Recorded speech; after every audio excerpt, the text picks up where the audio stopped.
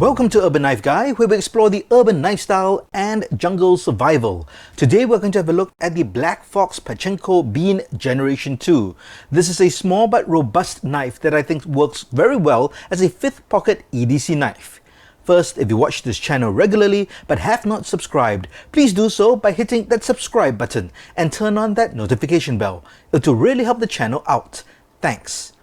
This knife is designed by Serge Panchenko. He designed it with European customers in mind.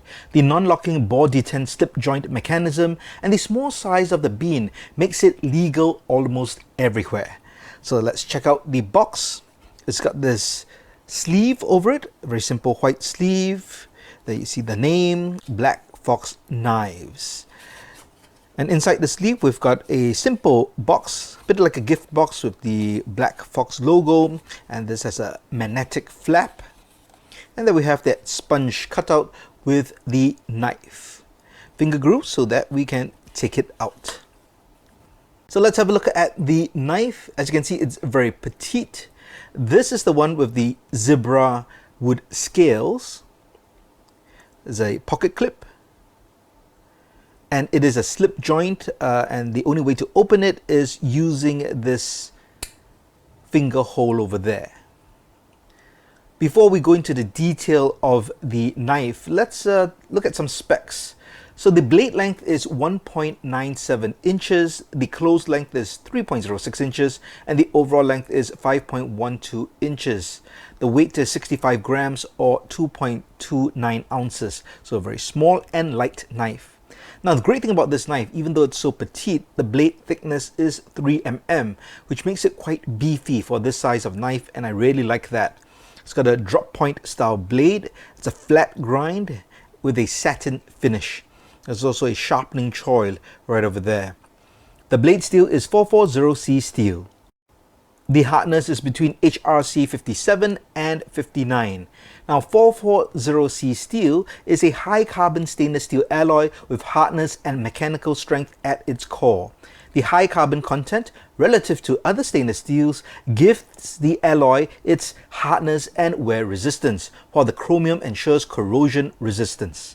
As mentioned, this handle is African Zebrawood. So quite a nice distinct look with the logo stamped inside. And there are stainless steel liners, and the frame as well is stainless steel. Now this also comes with stainless steel scales as well as G10 scales. The pocket clip is a tip up right carry only, so you can't switch that around. So overall, a very nice small knife. Now if you are looking for a slip joint because you're in a place which does not allow locking blades and you just want a small knife but it's still going to be very functional, you can use it for moderate EDC tasks, I think this is a great knife.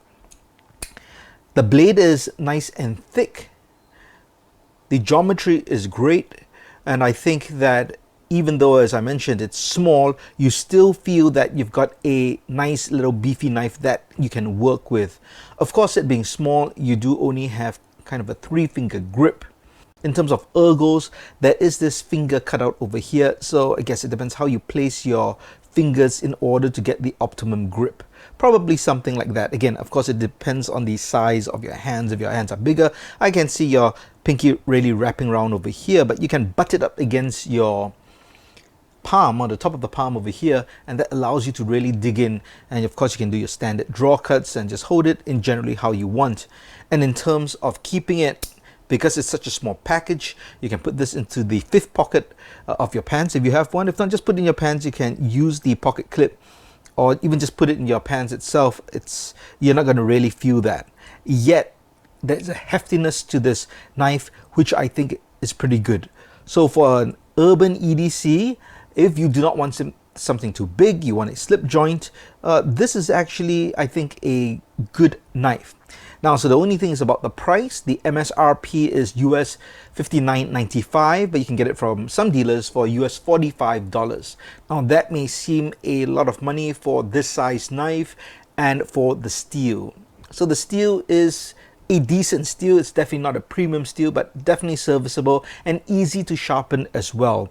And for this size of a knife, it would really, work very well, and you have no problems with it whatsoever for, I would say, 98% of the tasks that you want.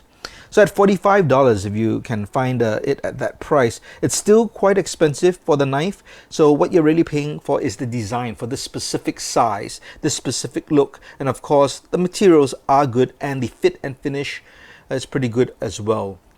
In terms of hardware, I didn't mention that, but you've got the T6 and T8 screws over here. In terms of opening it, when I first got the knife, I had a big problem opening it using this hole with one hand. For whatever reason, I couldn't get the angle, and then suddenly it clicked and I was able to find that angle. It is kind of a slow roll. You can't flick it open, or at least I can't flick it open, but I can slow roll it and it's actually pretty good, and you can close it with one hand as well. So overall, I think it makes for a good urban EDC knife. But what do you think? Do you have this particular knife, and what are your thoughts on it? Let me know in the comments below.